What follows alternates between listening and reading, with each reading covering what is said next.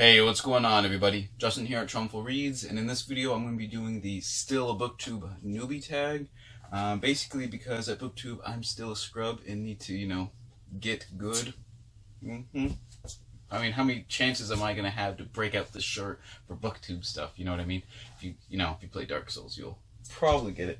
But anyways, I was tagged by Cara at Cara Louise Reads, and she's got a fantastic channel. I've been following her channel for quite a while now.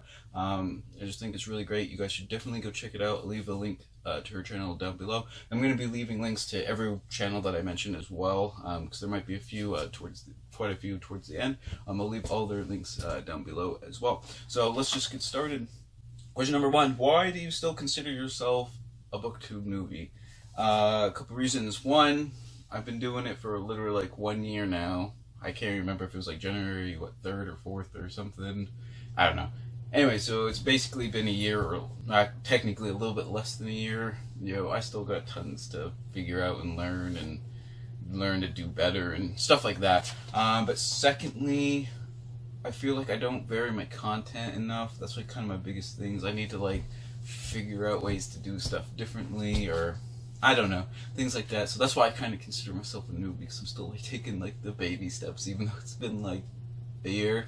But anyway, so that's why I still think I'm a newbie. Number 2, who were your inspirations for joining Booktube? I know this is going to sound annoying, but I don't really think I can't really think of any. I remember when I stumbled upon Booktube at the end of December of 2017, and I kind of just went down to a rabbit hole for a couple of days, and I just saw a bazillion different Booktube videos, and I was like, I read a lot of books. I have a lot of books. I can talk in front of a camera about books, right? I can do that. Maybe.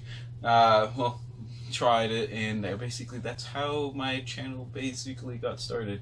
It was basically just I liked the concept of it, and I just did it that following weekend or something like that. Alright, number 3, what surprised you the most after joining Booktube? Alright, the first one is how I still am not used to talking to a phone on a tripod yet. It's just kind of weird. It's still weird. I can't stand it. It's just, I don't know. I just find it so awkward. Still, it kind of went away. I guess it's gone down a little bit, but overall, I thought it would kind of go away completely, but it's still just really odd, and now I'm thinking about it, just staring at the tripod. It's kind of weird. Alright, another thing that surprised me is actual people's interest in nonfiction topics and the conversations I've had on some of the books that I've talked about, or when I've asked for recommendations, things like that, and basically the interest in certain topics in history, in science, things like that. I just really enjoy that, and I actually wasn't expecting there to be that much interest about nonfiction, especially on the Booktube community, but it definitely surprised me with some of the really good recommendations that I've gotten basically over the course of the year from other people that have read similar topics to what I've read, especially when I've requested it. So yeah, that definitely surprised me, and I'm going to keep doing that pretty much all the time from now on. Alright, number 4. What lessons have you learned since joining Booktube? Okay, it's like a 2-part thingy, I guess. Alright, the first part is to read what you like still, kind of no matter what, because a lot of times I want to join readathons, but they don't really, I like the concept, but I don't really read exactly what the readathon is, so I basically find ways to force myself into the topics and challenges and stuff. A good example is the Tome Infinity and Beyond's really cool sci-fi readathon, but I don't read sci-fi, but I read a bunch of science fantasy, and then a bunch of astronomy, space related books and stuff.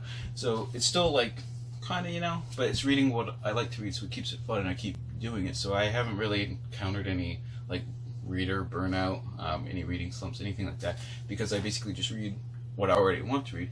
But the second part is, even though to read what you like, it's going to be pretty much the opposite, is to try new things.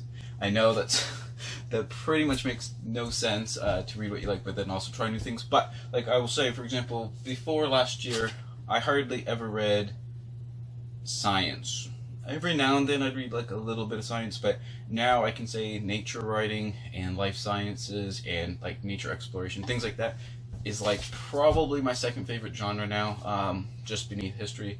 And I think I got like almost 2 shelves now of life science, nature, discovery type books that I really, really enjoy. And I just think that they have lots and lots of gems in that sort of genre, I guess, that I'm discovering. And like I said before, last year I really hardly ever read it, so I'm glad I branched out and just tried new things. And another one that's starting to emerge is memoirs. Basically, I've read biographies, obviously, like a lot. History has a lot of biographies, but like actual like memoirs from like living people and stuff, I almost like never really read before last year either.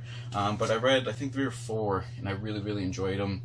And so now that's like kind of another go-to-ish sort of subgenre that I really like reading. So branching out and trying new things sometimes, I just think it's really a good thing. It's like really just a healthy reading habit. And if you end up really not liking something, you don't have to keep reading it. But I think it's good just to experiment a little bit and just figure out, see if you like other things. So I guess that's something I've learned in the last year. All right, number 5. What fears do you still have about your channel?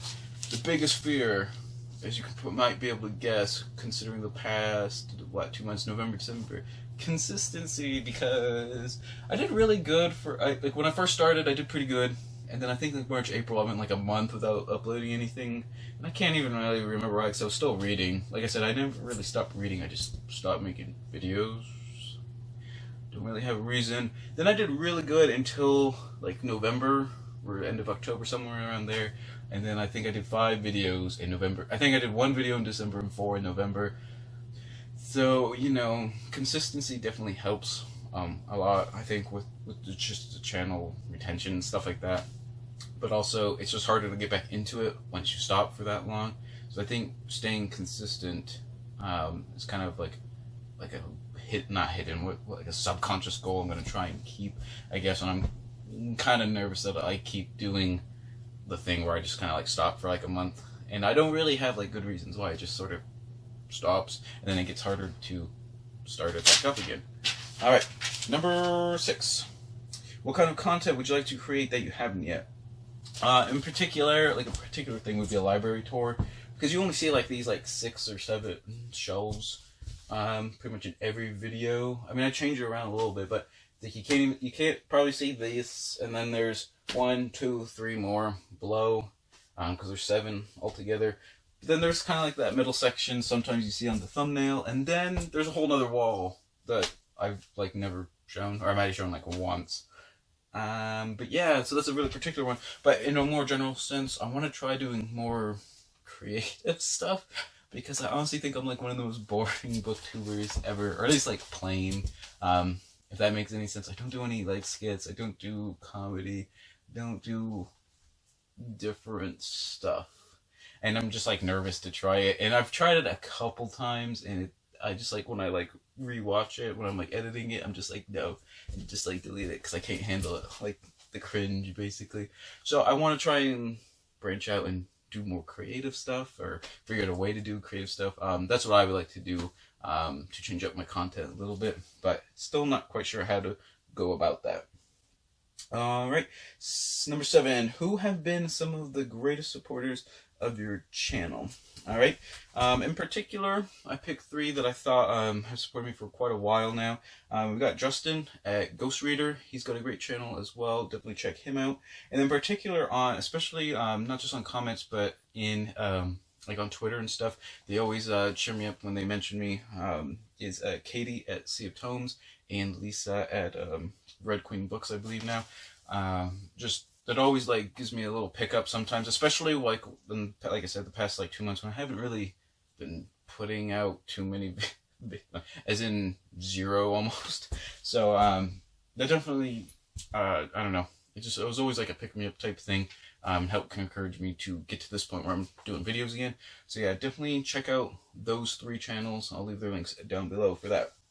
All right, and number 8. Tag some people, and this is also going to go with people who have supported the channel as well. I figure I can give them a plug, give them a tag.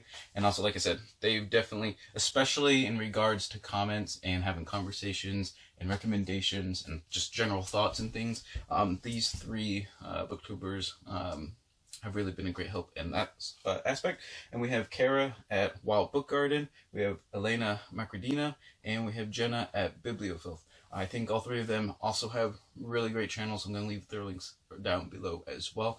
So like I said, just check every single channel I mentioned. I think, what, 6 or 7. Just go subscribe to them if you haven't already. Definitely appreciate that if you do.